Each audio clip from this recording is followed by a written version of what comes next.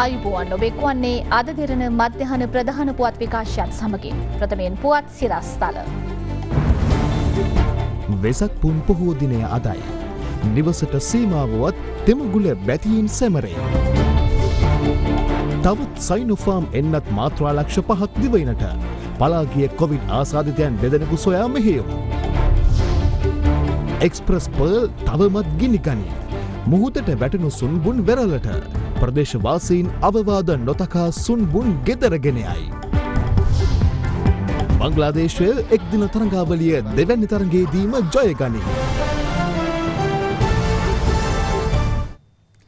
සම්බුදු තෙමකුල සිහිපත් කෙරෙන උතුම් වෙසක් පුන් පොහෝ දිනය අදයි. පවතින කොවිඩ් වාතාවරණය හේතුවෙන් ශ්‍රී ලංකාවාසී බෞද්ධ ජනතාව අද සිය නිවෙස්වලට වී ආගමික වත්පිළිවෙත්වල නිරත වුණා. ගෞතම බුදුරජාණන් වහන්සේගේ සිද්ධාර්ථ කුමාරෝත්පත්තිය සම්බුද්ධත්වයට පත්වීම සහ පිරිනිවන් පෑම යන තෙමගුල සිදු වූ උතුම් වෙසක් පුන් පොහොය අදට යෙදී තිබෙනවා. දුක දුකට හේතුව දුක නැති කිරීම දුක නැති කිරීමේ මාර්ගය මුල් කරගත් චතුරාර්ය සත්‍ය අවබෝධ කරගනිමින් සසරින් එතර විය හැකි එකම විමුක්ති මාර්ගය ලොවට දේශනා කළ උන්වහන්සේගේ තෙමගුල සිහිපත් කරමින් විවිධ පුණ්‍ය වැඩසටහන්වල නිරත වීම ශ්‍රී ලාංකීය ජනතාවගේ පිළිවෙතයි. විහාරස්ථානවල ශීල වැඩසටහන්, තොරණ, වෙසක් කලාප, දන්සැල් ආදී පොදු සැමරුම් වෙසක් වෙනුවෙන් සංවිධානය කිරීම සාමාන්‍ය සම්ප්‍රදාය වුවත් මෙවර පවතින කොවිඩ් වාතාවරණය සැලකිල්ලට ගනිමින් වෙසක් සැමරුම් නිවසට පමණක් සීමා කරන ලෙස රජය ජනතාවට දැනුම් දුන්නා. ඒ අනුව සැදැහැවත් ජනතාව අද තම පවුල්වල සමාජිකින් සමග එක්ව නිවෙස්වලට වී ආගමික වත්පිළිවෙත්වල නිරත වෙමින් වෙසක් සැමරීම සිදු කළා.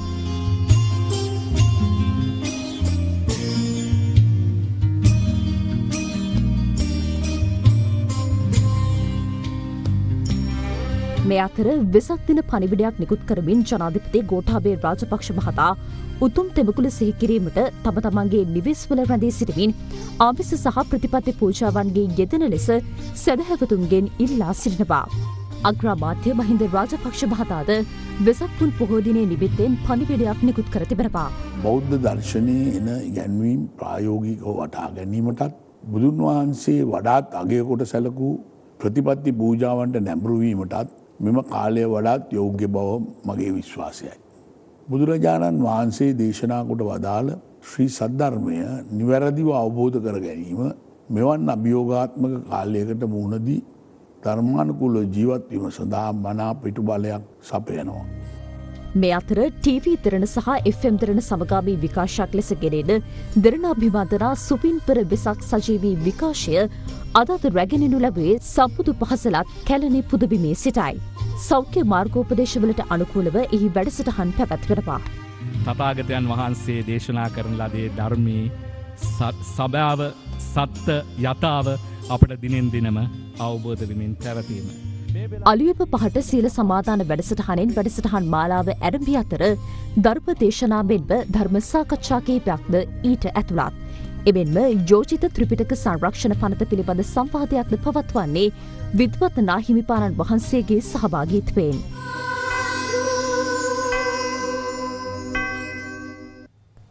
තවත් කොවිඩ් මරණ 28ක් ඊයේ සෞඛ්‍ය සේවා අධ්‍යක්ෂ ජනරාල්වරයා විසින් තහවුරු කරනු ලැබුවා.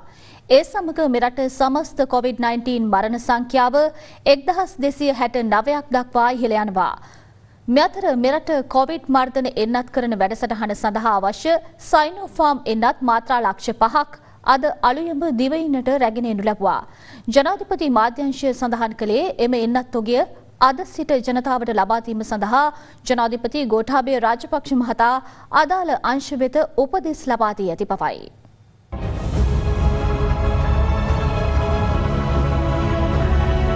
ඊජිප් මෙරට දිස්ත්‍රික්ක 25න්ම කොවිඩ් ආසාදිතයින් 2728 දෙනෙකු වාර්තා වුණා.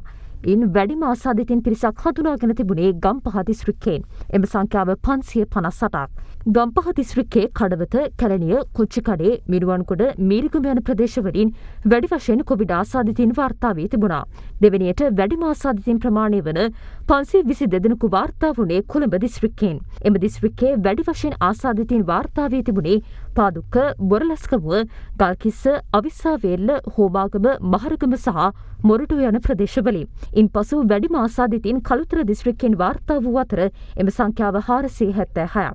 පානදුර දකුණ මොරගාහියන සහ පානදුර උතුර යන ප්‍රදේශවලින් වැඩි වශයෙන් ආසාදිතින් ඊයේ වාර්තා වී තිබුණා. මීට අමතරව මාතරෙන් 189ක්, මහනුවරින් 133ක්, කුරුණෑගලින් 121ක් සහ ගාල්ල දිස්ත්‍රික්කයෙන් ආසාදිතින් 117 දෙනෙකුද වාර්තා වී තිබෙනවා. විදේශගතව සිට පැමිණි 22 දෙනෙකුද ඊයේ හඳුනාගත් ආසාදිතින් අතරට අයත්. මේ අතර තවත් කොවිඩ් ආසාදිත මරණ 28ක් පිළිබඳව සෞඛ්‍ය සේවා අධ්‍යක්ෂ ජෙනරාල්වරයා ඊයේ තහවුරු කිරීමත් සමග මෙරට සමස්ත කොවිඩ් ආසාදිත මරණ සංඛ්‍යාව 1269 දෙනෙකු දක්වා ඉහළ ගියා. ඒ අතරින් මරණ 5ක් සිදුව තිබුණේ ඊයේ දිනේදී. සෙසු මරණ පසුගිය 18 වන දින සිට 24 වන දින අතර කාලයේදී සිදුව තිබුණා. සෞඛ්‍ය අමාත්‍යාංශය සඳහන් කළේ ඒ අතරින් මරණ 11ක්ම නිවසේදී සිදුව ඇති බවයි. මේ අතර චීන රජය ප්‍රධානය කළ තවත් සයිනෝෆාම් වෙන්නත් මාත්‍රා ලක්ෂ 5ක් අදාළිව කඩුනායක ගුවන්තොටුපළ වෙත රැගෙනනු ලැබුවා. ඒ ශ්‍රී ලංකන් ගුවන් සේවයට අයත් විශේෂ ගුවන් යානයකින්. එන්නත් උගේ භාර ගැනීම සඳහා සෞඛ්‍ය අමාත්‍ය පවිත්‍රා වන්‍යාරච්චි මහත්මිය ඇතුළු මැති ඇමතිවරුන් පිරිසක් කඩුනායක ගුවන්තොටුපළ වෙත පැමිණ සිටියා. මෙරට චීන තානාපතිවරයා විසින් අදාළ එන්නත් උගේ ශ්‍රී ලංකා රජයට නිල වශයෙන් භාර දීම එහිදී සිදු කෙරුණා. අතිගරු ජනාධිපතිතුමාගේ විශේෂ ඉල්ලීමක් මත චීන රජය විසින් පරිත්‍යාගයක් ලෙස ලබා දුන් සයිනෝෆාම් මෙන්නත් මාත්‍රා ලක්ෂ 5ක් අපේ රටට ලැබුණා. ඒ වගේම චීන තානාපතිතුමා අද විශේෂ වශයෙන් තවත් දැනුම් දීමක් සිදු කරනු ලැබුවා. අප මිලදී ගැනීම සිදු කරනු ලබන සයිනෝෆාම් මෙන්නත් මාත්‍රා මිලියන 2ක් ඉදිරි මාසක කාලය ඇතුළත ශ්‍රී ලංකාවට ලබා දීමට කටයුතු කරනවා කියන කාරණය තුමා ප්‍රකාශ කරා. ඊට අමතරව මේ අවස්ථාවේ අපේ රටට අවශ්‍ය වෙන වෛද්‍ය උපකරණ තොගයක් චීන රජය නුදුරේ දෙම ශ්‍රී ලංකාවට ලබා දීම සඳහා කටයුතු යොදන බවත් චීන තානාපතිතුමා පවසනු ලැබුවා. මේ ලැබුණු සයිනෝෆාම් මාත්‍රා ලක්ෂ 5ක ප්‍රමාණය හෙට දිනේ සිටම භාවිතා කරන්න බලාපොරොත්තු වෙනවා අපේ රටේ ජනතාව එන්නත් කිරීම සඳහා. ඒ වගේම ඉදිරි දින කිහිපෙදී රුසියානු ස්පුට්නික් එන්නතෙත් ඉදිරි මාත්‍රා ප්‍රමාණයක් අපිට ලැබෙන්න නියමිතයි. එන්නත් ලක්ෂ 11ක් පමණ චීන රජයෙන් අප රටට ලබා දුන්නා. ඒ අපේ රටට විශාල උපකාරයක්. ඒ නිසා අපි මේ අවස්ථාවේදී චීන රජයට ලංකා රජය වෙනුවෙන් අපේ ස්තුතිය පුද කරනවා. අනතුරුව එමෙන්නත් උගේ කොළඹ පිහිටි මධ්‍යම එන්නත් ගබඩා වෙත අලුයම 3.15කට පමණ රැගෙනනු ලැබුවේ ශීතකරණ පහසුකම් සහිත ලොරි රථ 8කින්.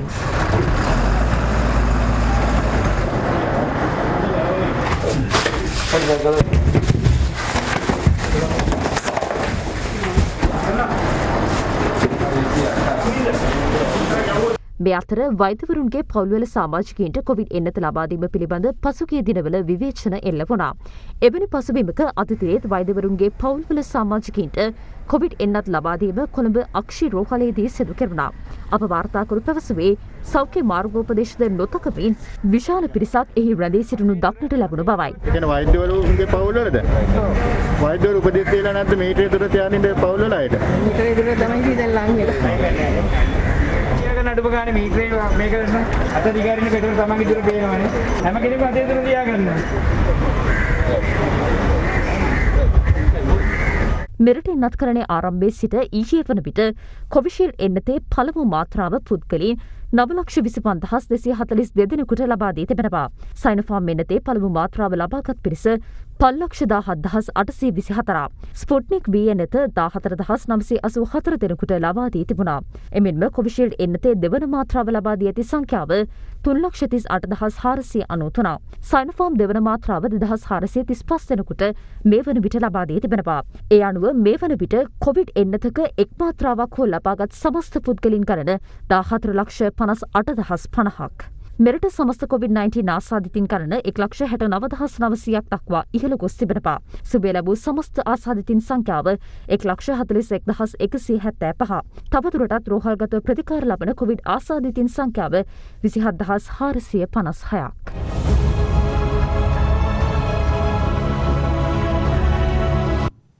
කොවිඩ් ව්‍යාප්තිය පාලනය සඳහා රජය දිවයින පුරා අඛණ්ඩව පැන වූ සංචලන සීමා ඊයේ රාත්‍රී 11 සිට දැඩි කරනු ලැබුවා.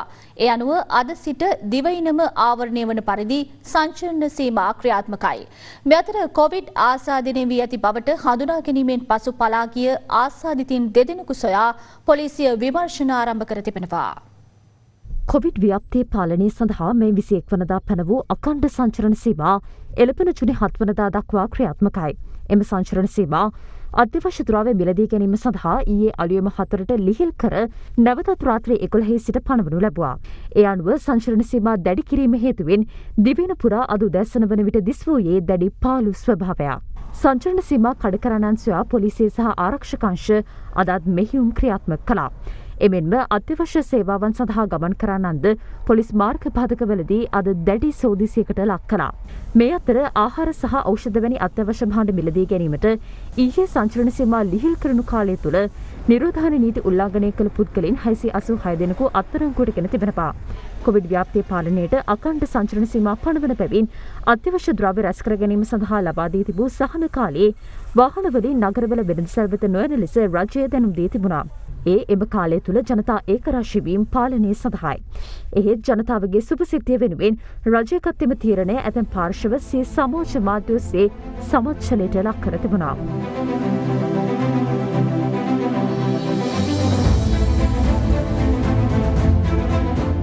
මෙලෙසම තීරණය සමච්චලයට ලක් කරමින් සමාජ මාධ්‍ය ඔස්සේ සේයාරු පළ කළ ඇතමුන් පොදු ස්ථානවලදී රැකිය යුතු සෞඛ්‍ය මාර්ගෝපදේශ පිළි නොපදින බව පෙනී යාමත් සමග පොලිසිය ඔවුන්ට එරෙහිව නීතිය ක්‍රියාත්මක කිරීමට පියවර ගත්තා. ඒ අනුව මෙම සේයාරුවේ සිටින පුද්ගලයා ඊයේ රාත්‍රියේම අත්අඩංගුවට ගැනුණේ කොවිඩ් මාර්ගෝපදේශ කඩ කරමින් නිරෝධායන නීති කඩ කිරීමේ චෝදනාව යටතේ. අලුත්ගම දරකා නගරයේ පදිංචිකරුවෙකු වන මොහමඩ් රිම්සාන් නැමැති එම පුද්ගලයා අත්අඩංගුවට ගනු ලැබුවේ අලුත්ගම පොලිසිය විසින්. බිල්බරව තල්ලු කරන් යන පුද්ගලයෝ කවුද කියලා අපි හොයලා බැලුවා.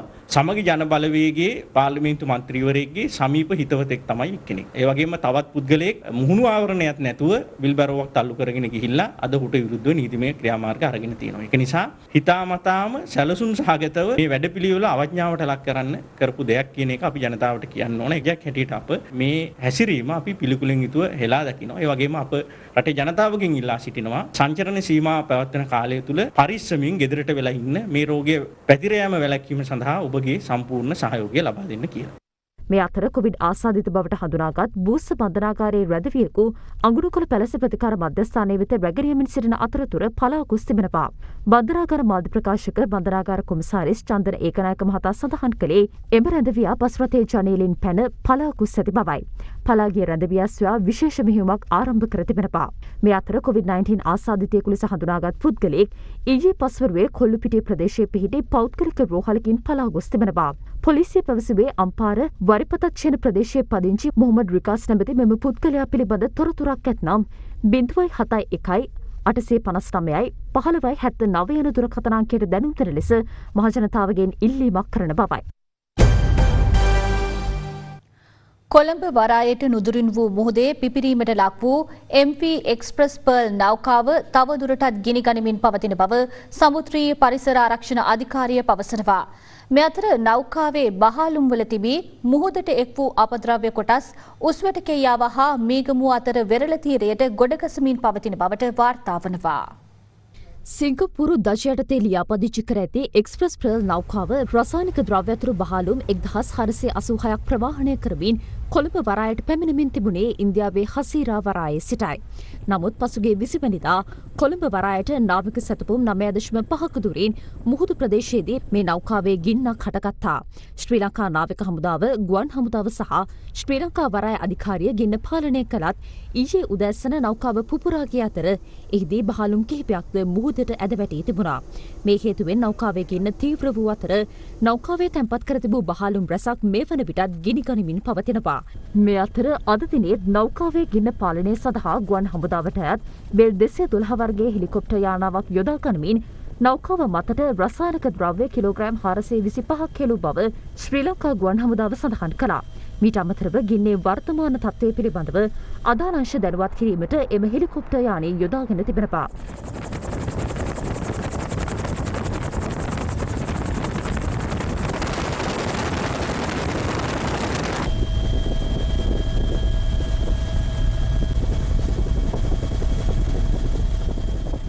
මේ අතර නෞකාවේ ගින්න මැඩ පැවැත්වීමේ කටයුතු සඳහා සහාය ලබා දීමට ඉන්දිය විරල ආරක්ෂක බලකායේ නෞකා 3ක්ද ලබා දී තිබෙනවා. ඉන්දිය මහකොමසාරිස් කාර්යාලය නිවේදනය කළේ එම යාත්‍රා අද කොළඹට ළඟාවීමට නියමිත බවයි. මේ අතර ගිනිකැනීමට ලක් වූ MV එක්ස්ප්‍රස් පෙර් නෞකාවෙන් මුදාගෙන කොළඹ ජාතික රෝහලට ඇතුළත් කළ නෞකාවේ කාර්ය මණ්ඩල සමාජිකයින් දෙදෙනාගෙන් එක් අයෙකුට COVID-19 ආසාදනය වී ඇති බවට තහවුරු වී තිබෙනවා. ඔහු ඉන්දිය ජාතිකයෙක්. මේ අතර සමුද්‍රීය පරිසර ආරක්ෂණ අධිකාරියේ සභාපති නීතිඥ දර්ශනී ලහදුපුර මහත්මිය පැවසුවේ නෞකාවෙන් යම් තෙල් කාදුවක් සිදු වුවහොත් විය හැකි පරිසර හානිය අවම කර ගැනීම සඳහා අවශ්‍ය කටයුතු සූදානම් කර ඇති බවයි. අවධානමක් තිබෙනවා තෙල් විසිරීමකට. අපි ඇත්තටම තෙල් විසිරීමක් වුණාම මේක මොඩලින් එකක් කරලා බැලුවා. අන්තර්ජාතිකව තියෙනවා international tank ඕනර්ස් pollution federation ISTOF කියලා ආයතනයක්. අපි ඒ ආයතනයත් එක්ක සම්බන්ධ වෙලා පරිගණක ආශ්‍රයෙන් මේ තියෙන කාලගුණික තත්ත්වයත් රළ පහරවල තත්ත්වය සහ සුළඟේ වේගයත් එක්ක මොඩලින් එකක් කරලා බැලුවා කොයි පැත්තට අපේ තෙල් විසිරීම යන්න පුළුවන්ද කියලා. ඒතර අපිට පේනවා මේ මීගමුව ආසන්න ඒ ප්‍රදේශයේ තමයි තෙල් විසිරීම යන්නේ. අපි දැක්ක ඊයේ දිනේදී නැවෙන් වැටුණු කන්ටේනර් බහලුමුත් ඒ පැත්තට තමයි ගියේ. මේ තියෙන සාගර තත්ත්වයේ යටතේ අපිට නැව වටේට බූම් වගේ දේවල් යොදලා තෙල් විසිරීම පාලනය කරන්න බෑ. ඒක නිසා කරන්න පුළුවන් එකම දේ වෙන්නේ වෙරළ තීරය පිරිසිදු කිරීම තමයි යම් කිසි විදියකින් තෙල් හිරීමක් සිද්ධ වුණොත්. මේ සඳහා අපි අවශ්‍ය සියලුම පාර්ශ්වයන් සංවිධානය කරලා අවශ්‍ය භාණ්ඩ ලෑස්ති කරලා ඔක්කොම ස්ටෑන්ඩ් බයි තියලා තියෙනවා. මේ අතර නෞකාවෙන් මුහුදට වැටුණු බහලුම්වල තිබූ ද්‍රව්‍ය අද උදැස්සන වන විට උස්පට කෙයාව සහ මීගමුව වෙරළ තීරයට ගොඩ ගසා තිබෙනවා. අප වාර්තාකරු පැවසුවේ ලබා දී තිබූ උපදෙස්ද නොතකන ප්‍රදේශවාසීන් වෙරළට ගොඩගසා ඇති ද්‍රව්‍ය එක්රැස් කරමින් සිටින බවයි. chocolate, Kit Kat. Plastic.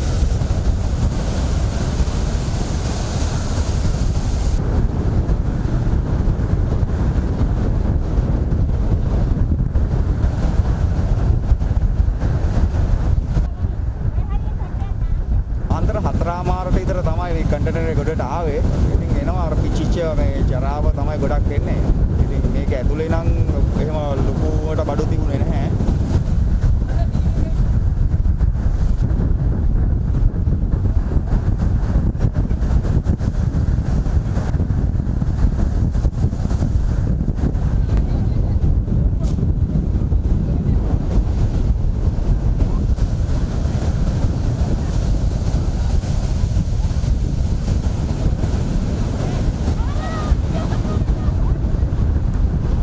Meegamuwa සෙත්තපාඩුව වෙරළට සහ පුංචි මාදල් වරාය ප්‍රදේශයටද මේ ආකාරයෙන්ම නෞකාවෙන් මුහුදට වැටුණු ද්‍රව්‍ය ගොඩකසා තිබූ අයුරු දීවර රාජ්‍ය අමාත්‍ය කංචන විජේසේකර මහතා සමාජ මාධ්‍ය ඔස්සේ පළ කර තිබුණා.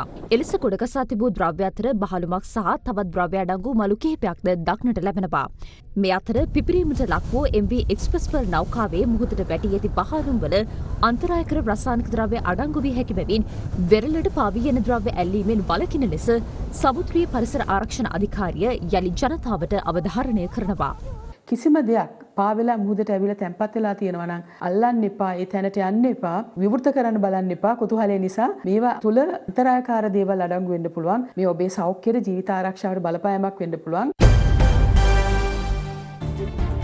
මනස දිරන ඩයලොග් ආයතනය සමගින් එක්ව ආරම්භ කළ අත්‍යවශ්‍ය ආහාර ද්‍රව්‍ය බෙදාදීමේ වැඩසටහන නවවෙනි දිනටත් අද ක්‍රියාත්මක කෙරුණා. මීට සමගාමීව රජයේ රෝහල් වෙත අවශ්‍ය උපකරණ බෙදාදීමද සිදු කරනවා. මනුසත් දෙරණ සහ ඩයලොග් එක්ව රජයේ රෝහල් වෙත අවශ්‍ය උපකරණ බෙදාදීමේ ක්‍රියාන්විතය ආරම්භ කළේ ඉකුත් 18 වෙනිදායි. ඒ යටතේ ශ්‍රී ජයවර්ධනපුර ශික්ෂණ රෝහලට අවශ්‍ය උපකරණ ලබා දීම සිදු වුණේ මෙලෙස. දෙරණ මාධ්‍ය ජාලය ඒ වගේම ඩයලොග් ආයතනය ශ්‍රී ජයවර්ධනපුර රෝහලට උදව් කරන එක අලුත් දෙයක් නෙවෙයි. මේ සත්කාරය ශ්‍රී ජයවර්ධනපුර රෝහල විදිහට ඉතාම අගය කරනවා. මේ අතර COVID-19 ව්‍යාප්තිය පාලනය සඳහා පනවා ඇති සංචරණ සීමා හේතුවෙන් දෛනික ජීවිතය අඩාල වූ අපේම ජනතාව සොයා යමින් ඔවුන්ට අත්‍යවශ්‍ය ආහාර ද්‍රව්‍ය බෙදාදීමේ වැඩපිළිවෙලද අදත් ක්‍රියාත්මක කෙරුණා.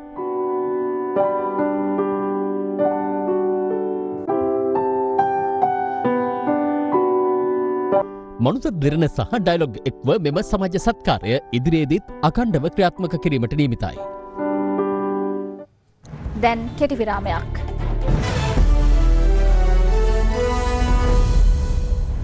සංචාරක ශ්‍රී ලංකා කණ්ඩායම සහ බංග්ලාදේශ කණ්ඩායම අතර පැවති දෙවන එක්දින තරගය ඩංපත් ලුයිස් න්‍යායට අනුව ලකුණු 103කින් ජය ගැනීමට බංග්ලාදේශය සමත් වුණා.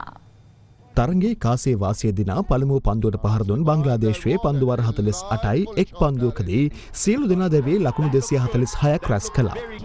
ලකුණු 247ක ජයග්‍රහී ඉලක්කයක් හඹා යාමට පිටියට පිවිස ශ්‍රී ලංකා පිටිකරුවන්ගේ වගකීම් විරහිත පිටිකරණය හමුවේ නියමිත පන්දු වාර 40 අවසානයේදී කඩලු 9ක් දැවී රැස් කරගත හැකි වූයේ ලකුණු 141ක් පමණයි.